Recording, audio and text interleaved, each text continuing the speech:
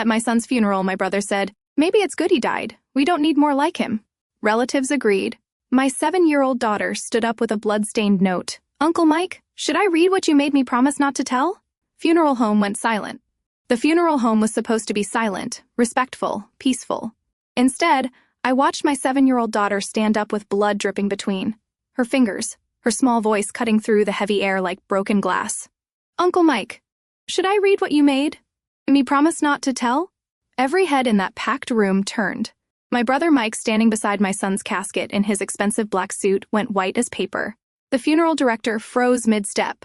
My mother's hand flew to her mouth, and I sat there paralyzed as Piper held up a crumpled piece of paper stained red with her own blood. "My name is Verena, and 3 days ago I lost my 12-year-old son, Garrett. He drowned at our family's lake house during what was supposed to be a peaceful weekend gathering. My brother Mike had been watching him or so," he claimed, now standing in front of 200 relatives and friends. "My daughter was about to destroy everything. I thought I knew about that day. Garrett had autism to most of the world that made him different, difficult, maybe even defective. To me, he was perfect. He could tell you the scientific name of every bird in our neighborhood, predict rain, by the way. The air felt and gave the most honest hugs you'd ever receive. When he hugged you, he meant it with every cell in his body." Piper was his opposite in many ways, where Garrett was quiet and internal. She was bold and explosive. Where he struggled with change, she embraced chaos, but they loved each other with the fierce loyalty only siblings can understand. She wore his handmade friendship bracelet today, the one with the uneven beads, that he had spent 6 hours threading because his hands didn't always cooperate. Mike had just finished telling everyone that maybe Garrett's death was a blessing that we didn't need. More broken children in the world, that my beautiful, complicated, brave son was better off dead. My parents, Frank and Dolly, had nodded along my aunts and uncles, murmured agreement. The rage in my chest was so hot. I thought it might burn through my ribs, but Piper had beaten me to it. My baby girl standing there in her black dress that was suddenly too big for her small frame. Her Mary Janes planted firmly on the funeral home's plush carpet, facing down a room, full of adults who thought her brother's life had been worth less than theirs. "Garrett wasn't broken," she said, her voice gaining strength with each word. "He saved me from Uncle Mike, and I can prove it." The note in her hand shook, but her eyes stayed locked on Mike's face. I'd never seen my brother look afraid before, not when he graduated top of his law school class, not when he married Sandra in front of 500 guests, not even when he'd called me 3 days ago to tell me Garrett had drowned. But he was afraid. Now, the blood from Piper's palm had started dripping onto the white carpet. She'd been gripping something inside that paper, something sharp enough to cut skin, something important, enough to bleed. For the funeral director started moving toward her, but I finally found my voice. Let her speak. Those 3 words changed everything. Mike stepped back from the casket. His wife Sandra grabbed their 3 children and pulled them closer. My father stood up, his face cycling through confusion, anger, and something that looked like dawning horror. "Verena, this is not the time," my mother Dolly whispered, but her voice wavered. She'd always known something was off about Mike. Mothers always know, even when they choose not to see when is the time, Mom. I stood up, moving to stand beside Piper. When we're burying another child, when Mike decides someone else doesn't deserve to live, the room had become a pressure cooker. Relatives whispered frantically. Someone near the back started recording on their phone. Funeral director wrung his hands, clearly unprepared for this in all his years of managing grief. Piper unfolded the note with careful precision, leaving bloody fingerprints on the edges. Inside, wrapped in Garrett's distinctive handwriting, was a small piece of metal, a button from Mike's jacket. The one with his law firm's distinctive eagle emblem, the one that had gone missing the day Garrett died. "My brother wrote this the morning he died," Piper announced. "He knew something bad would happen. He knew because Uncle Mike had tried before. Mike made one last attempt at control. She's traumatized, confused. Children make things up when they're grieving." But Piper, my warrior daughter, just smiled the saddest smile I'd ever seen on a 7-year-old face. "Garrett said you'd say that. That's why he told me to keep the button you lost when you held him under the water. He bit your hand and grabbed it while you were drowning him. He hid it in his pocket. He gave it to me before you took him to the lake that last time." The funeral home erupted into chaos, but all I could hear was the sound of my son's voice in my head. The last thing he'd said to me that morning: "Mom, if something happens to me, remember, I was brave. Remember, I protected her. Remember, I'm not broken." I hadn't understood then, I understood now. The morning of Garrett's funeral arrived wrapped in fog so thick I couldn't see the neighbor's house. I stood in my bedroom at 6 a.m. already dressed, watching Piper sleep in my bed where she had been staying since Garrett died. She refused to sleep in her own room, said it was too quiet without hearing Garrett's humming through the wall. He used to the same 3 notes over and over when he was happy, a sound that drove visitors crazy but had become the soundtrack of our home. Mommy Piper's eyes fluttered open. Do I have to wear the scratchy dress? Just for a few hours, baby? I sat on the bed's edge, smoothing her tangled hair. Then we can come home and put on pajamas. Garrett hated scratchy clothes. Her bottom lip trembled. Remember how he only wore those 4 dinosaur shirts. I remembered everything, the way he sorted his cereal by color before eating. How he watched the Weather Channel for exactly 43 minutes every morning. The way he discovered that Piper was afraid of thunderstorms before she ever told anyone, and would crawl into her bed to sing the periodic table song until she fell asleep. My phone buzzed with a text from my mother. Dolly, we're bringing the photo boards. Mike offered to speak. He's prepared something special.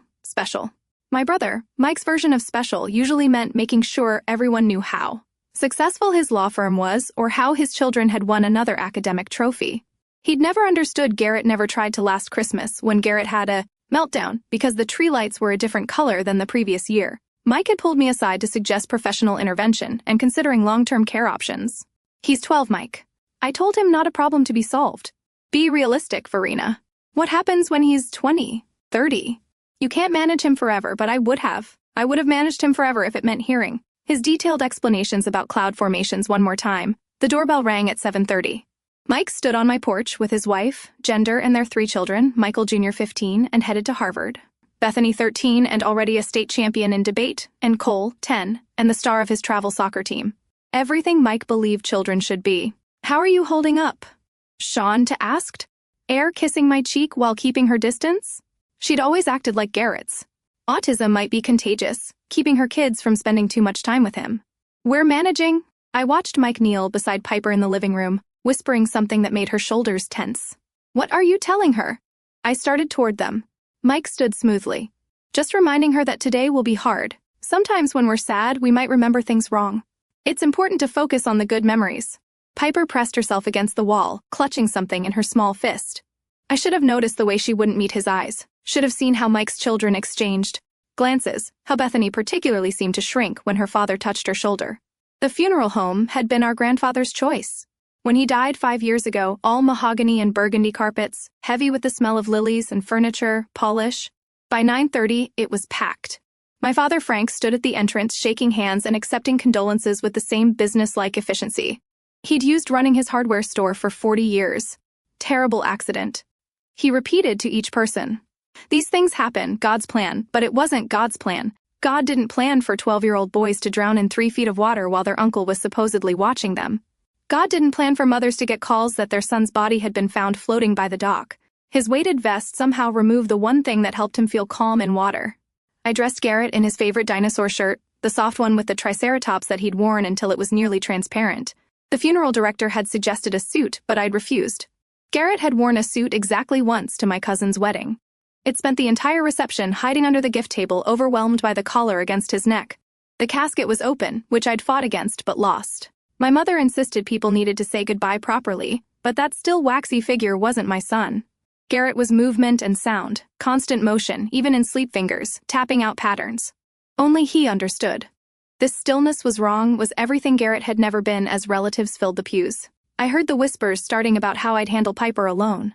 Now, about how difficult the last 12 years must have been, about God's mercy and taking Garrett before he became unmanageable. Not one person whispered about how he'd taught himself to read at 3, hyper-focused on astronomy books until he could name every constellation. Not one mentioned his perfect pitch, or his ability to remember every conversation he'd ever had word for word. They didn't whisper about his gentle hands, rescuing beetles from sidewalks, or how he'd spent 6 months learning to braid.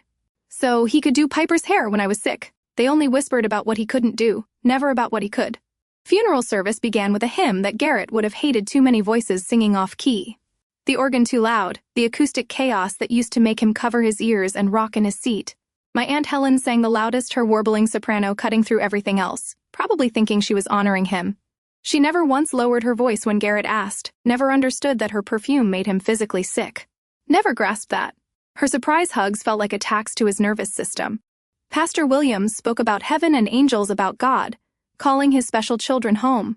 Generic words that could have been about anyone. He'd met Garrett exactly twice both times, commenting afterward about what a handful he must be. I stared at a water stain on the ceiling, counting the edges to keep from screaming. Then Mike stood up.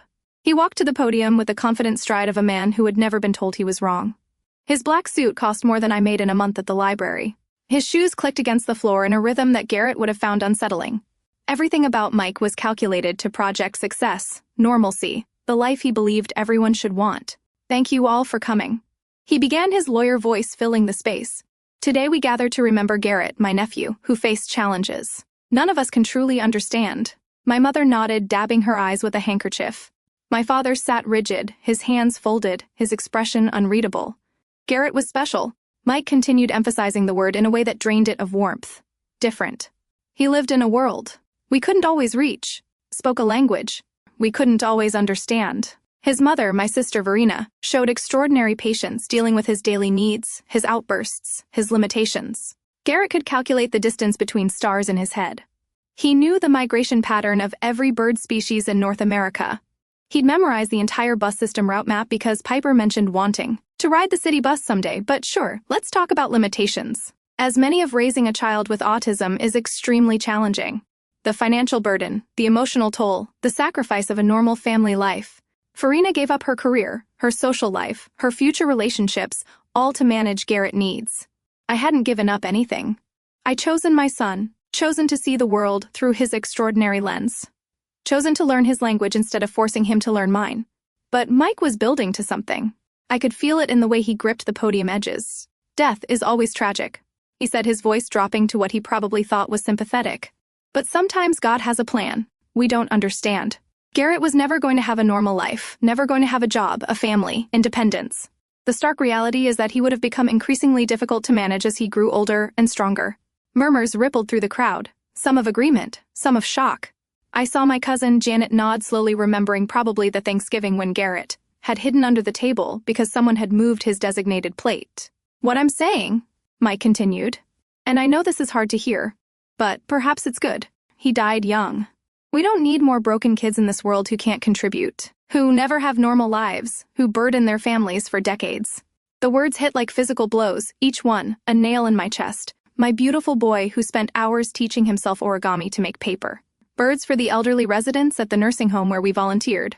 Who noticed that Mrs. Chen always sat alone and made a point to share his goldfish crackers with her every week. Who had created an entire filing system for the food bank because he noticed their current system was inefficient. That's enough, Mike. I started to stand, my legs shaking with rage, but my father's hand clamped down on my wrist, his mechanic's grip still strong at 68. Don't make a scene, Verena. He's not wrong. We all worried about Garrett's future. My Aunt Helen leaned forward from the row behind. At least now you can focus on Piper, give her a normal life, maybe even find a husband without the baggage. My son was baggage. You never understood him. I hissed, trying to pull free from my father's grip. None of you even tried. We tried plenty. My mother whispered sharply, birthday parties. He ruined with his screaming holidays, where we had to change every tradition, walking on eggshells in our own homes. Mike was still talking, painting a picture of a future that would never be. Verena can now rebuild her life. Piper can have a childhood without being overshadowed by her brother's needs. Our family can gather without planning every detail around Garrett's triggers. That's when I noticed Piper had gone completely rigid beside me. Her face was white. Her small hands balled into fists so tight. Her knuckles looked like tiny mountain peaks. She was staring at Mike with an expression I'd never seen before. Not grief, not sadness, but pure, crystallized rage. Stop, she whispered, but her voice carried in the hushed room. Mike paused, seemingly surprised. Piper, sweetheart, I know this is hard to understand. You're lying. Her voice was stronger. Now. You're lying about everything. The room went silent, except for the hum of the air conditioning. Mike's face shifted, a flash of something dark crossing his features before returning to practice concern. Children process grief differently, he said to the crowd, but his eyes never left Piper's face. Perhaps we should take a break. Piper stood up, and that's when I saw the red seeping between her clenched fingers. You don't get to lie about my brother anymore.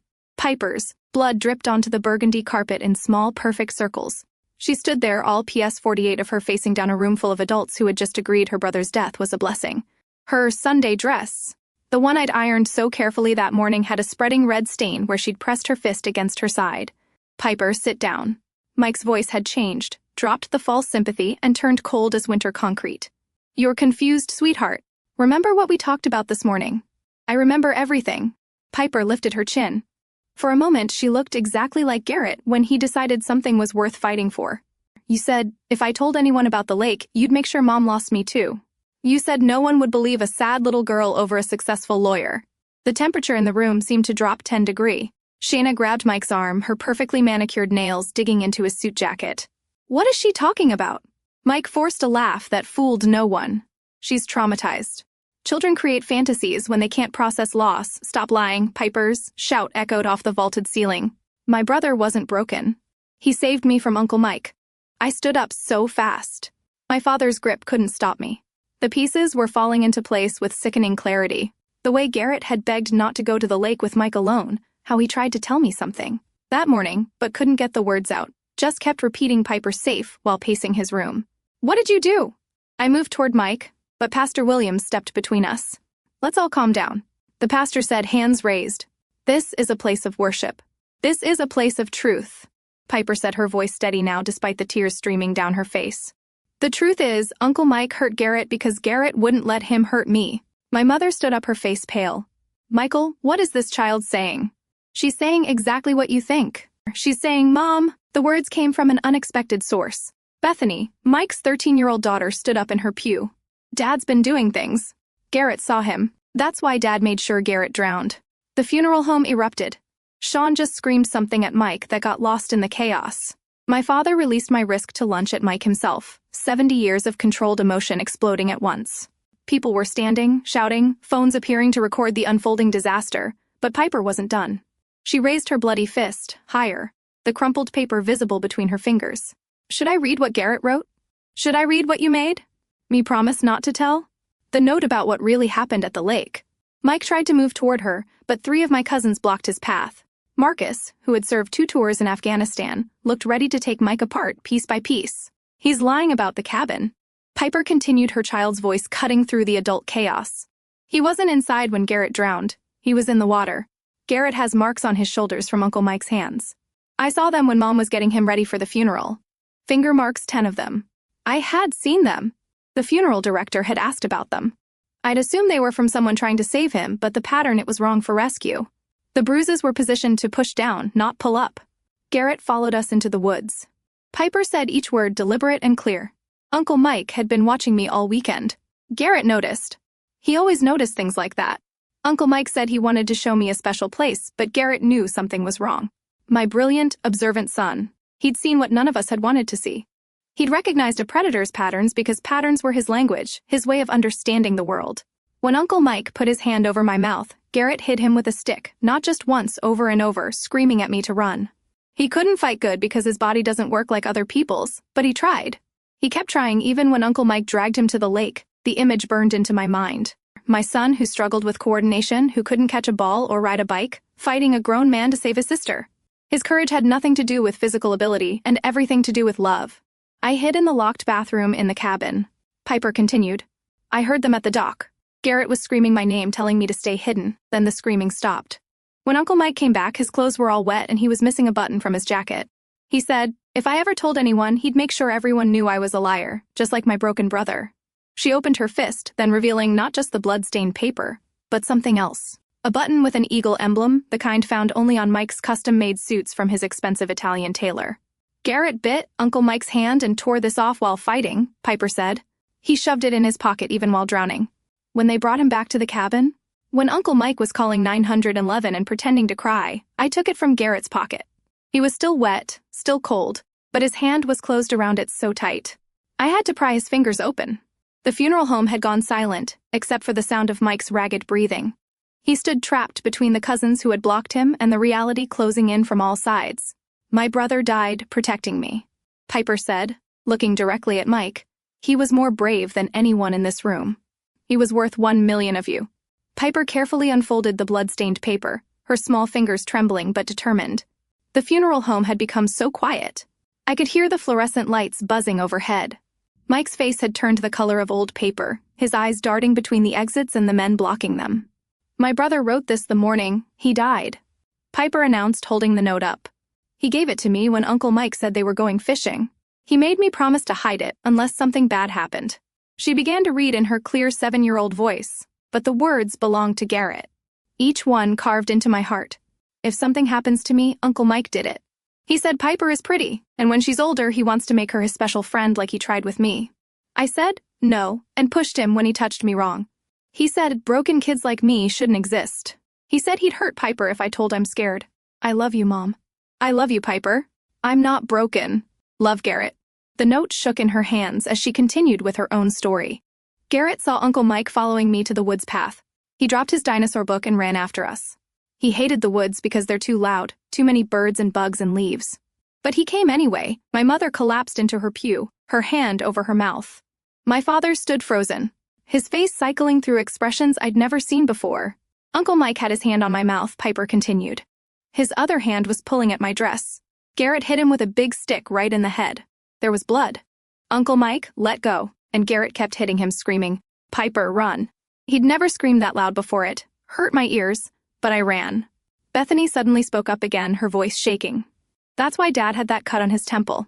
He said he hit it on the boat, but boats don't leave, scratches like stick marks. Mike launched toward his daughter, but Marcus clotheslined him, sending him sprawling onto the funeral home floor. Stay down, Marcus growled, or I'll make you stay down. Piper wasn't finished. I locked myself in the cabin bathroom. I heard them at the dock. Garrett was screaming that he'd tell everyone that Uncle Mike was bad, that touching kids was wrong. Then I heard splashing, so much splashing, and Garrett's voice got quieter and quieter until it was gone. She held up the eagle button, its gold surface catching the light. Uncle Mike came back 20 minutes later. His shirt was torn here. She pointed to her chest, and he was breathing funny. He knocked on the bathroom door and said Garrett had an accident, that he fell in the water, but I could see through the keyhole. He was all wet, not just his arms, like if he'd pulled someone out, all of him, like he'd been in the water too. The funeral director had called 911. I could hear sirens in the distance getting closer. Mike tried to stand, but Marcus planted a foot on his chest. There's more, Piper said, her voice getting stronger. Garrett taught me to be observant like him, to notice patterns. Uncle Mike has a pattern. He touched Cousin Amy at Christmas 2 years ago. She told her mom, but no one believed her. He tried with Rebecca from church, but she's older, and fought him off. He told them what he told me, that no one believes kids over successful adults. Amy's mother gasped from the back row. Rebecca's family was sitting 3 rows behind us, and I saw Rebecca, now 16, nod slowly, tears streaming down her face. Garrett kept a notebook. Piper continued. He wrote down every time Uncle Mike did something wrong, every weird touch, every strange comment. Every time he got us alone, it's hidden in his dinosaur collection box under his bed. He said if anything happened to him, I should show it to the police. Shauna had started sobbing, pulling her children away from Mike. The sleepovers, she whispered, all those times you volunteered to watch the kids, our own children. Michael Jr., 15 and supposed to be Harvard-bound, spoke for the first time. He never touched me, but he said things, showed me pictures, said it was normal, just guy stuff, but I should keep it between us. The police arrived then, 4 officers entering the funeral home with their hands on their weapons. Someone had briefed them on the situation because they went straight to Mike, hauling him to his feet. Garrett fought for 12 minutes. Piper said loud enough for everyone to hear. I timed it on the kitchen clock through the keyhole.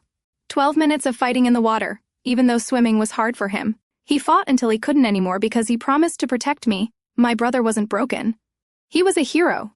As the police read, Mike, his rights, Piper walked to Garrett's casket. She placed the note inside. Next to his hand, the one that had held that button, even while drowning you did it. She whispered to him, "You saved me. You saved all of us." She then turned to face the room, blood still on her hand, tears on her cheeks, but standing taller than any 7-year-old should have to stand. My brother was different, not broken. He saw things you all missed. He protected people you failed to protect. He was worth more than all of you who thought his death was a blessing. Remember that the broken one wasn't him. It was all of you who couldn't see past different to find extraordinary. The police arrested Mike that day in front of everyone. He didn't fight or protest, just kept his head down as they led him past his sobbing wife and traumatized children.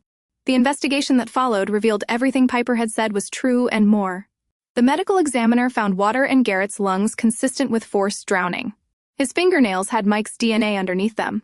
The pattern of bruises on his shoulders matched someone holding him underwater from above. They found Garrett's notebook exactly where Piper said it would be, tucked inside his dinosaur collection box between a velociraptor and a brachiosaurus. 5 years of observations written in his careful handwriting, times, dates, specific incidents. Uncle Mike touched Amy's leg 47 times during Christmas dinner. Uncle Mike went into Bethany's room at 2:17 a.m. and stayed for 31 minutes. Uncle Mike showed Michael Jr. bad pictures on his phone for 12 minutes while Aunt Scandal was shopping. My son had been building a case like a detective, documenting patterns everyone else refused to see. Mike got 25 to life. During the trial, 7 more victims came forward, some from his law firm, others from the youth basketball team he'd coached. Each one had been told the same thing. No one would believe them over such a successful, respected man, but they believed Garrett's notes. They believed Piper's courage. They believed the truth that a 12-year-old boy with autism had seen what an entire community had missed. 3 months after the funeral, I stood with Piper at Garrett's grave. She insisted on bringing new flowers, bright yellow sunflowers, because Garrett had memorized the Fibonacci sequence in their seed patterns.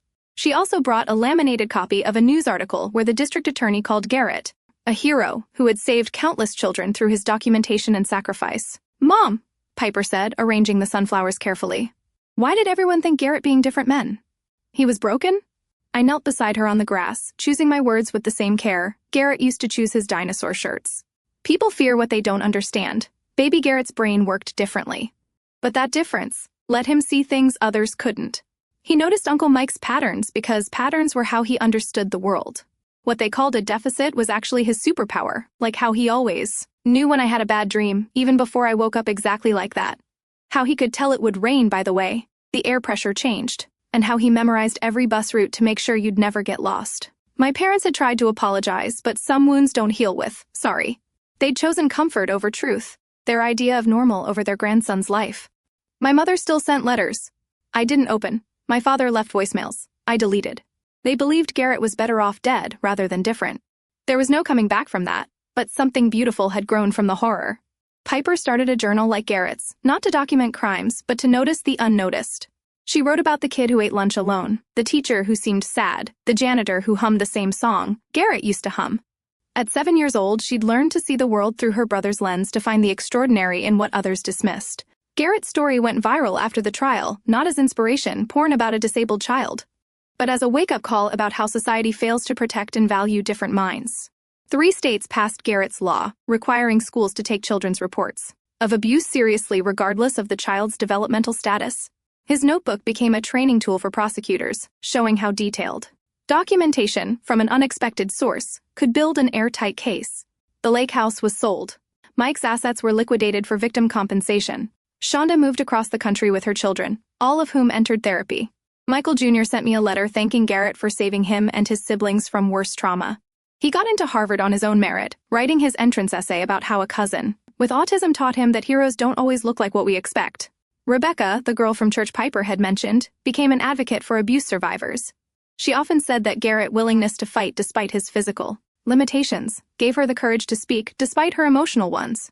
On what would have been Garrett's 13th birthday, Piper and I released 13 balloons at his grave, each one carrying a fact about him that had nothing to do with autism, and everything to do with who he was, how he loved dinosaurs, how he made the best paper airplanes, how he gave the most honest hugs, how he died the way he lived, protecting others with everything he had. The last balloon carried a simple message in Piper's handwriting. Different doesn't mean broken. It means brave enough to be yourself in a world that wants you to be someone else. Garrett was never broken. The broken ones were those who couldn't see his worth, who measured his value by their narrow definition of normal, who thought the world would be better without minds like his. But Garrett saw what they couldn't. He saved who they wouldn't. He loved in ways they didn't understand. My son died a hero, not despite his differences, but because of them. He noticed patterns. Others missed, documented truth. Others ignored and fought battles. Others didn't even know existed. He saved his sister and countless other children with his observations, his courage, and his refusal to let different mean less than the world needs more Garretts. Children who see differently, think differently, love differently. Because sometimes it takes a different lens to see the dangers hiding in plain sight. Sometimes it takes someone who doesn't fit in to stand out when it matters most. Garrett taught us that broken isn't about how your brain works or how your body moves. Broken is seeing someone different and wishing they didn't exist. Broken is valuing normal over remarkable. Broken is thinking that a child who memorized constellation patterns and made paper birds for lonely elderly people and fought a grown man to save his sister was somehow worth less than children who could catch balls and make small talk. My son wasn't broken. He was extraordinary. 12 minutes of fighting in that lake proved what a lifetime of ignorant whispers never understood. Different kids don't need to be fixed. They need to be seen, heard, protected, and valued for exactly who they are, because sometimes they're the only ones watching closely enough to save us all. Thank you for watching this story. If it moved you, please share it with others who need to hear that different doesn't mean less than leave. A comment about someone in your life who sees the world differently and makes it better because of it. And don't forget to subscribe to our channel for more stories that remind us to look beyond the surface and find the extraordinary in the unexpected. Remember, the people who don't fit in are often the ones who stand out when it matters most.